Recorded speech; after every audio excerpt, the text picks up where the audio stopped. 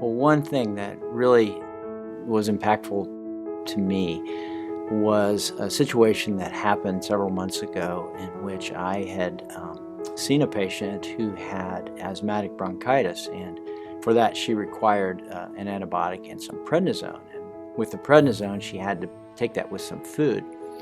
And she was a patient who had been in prison and had been living then in Oriana House. And she reminded me that they could not get food anytime they wanted at Oriana House. And so it would be difficult for her to take the medication that night.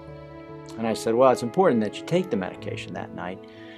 So I said, well, go ahead and take the medication and I'll get you something to eat. So I went back and I found a bowl of soup that from one of the people from the churches had made that.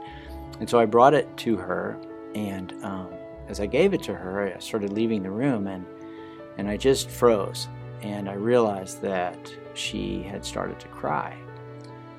And so I looked back at her, and sure enough, she was staring down at the bowl of soup, just crying. And so I went back and I sat with her, and eventually she was able to look up at me, and through her tears she said, "This is the nicest thing that anybody's ever done for me."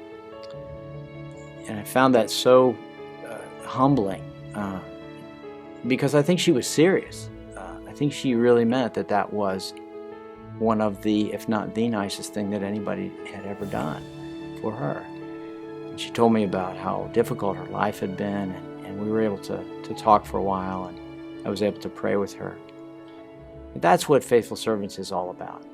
That's why we started this ministry. It's not that we can give out medication and do treatments and all those sorts of things, but really that we can impact people's lives, that we can show them that their lives have value. We can reach out in the name of Christ in that sometimes awfully simple way, but awfully meaningful way.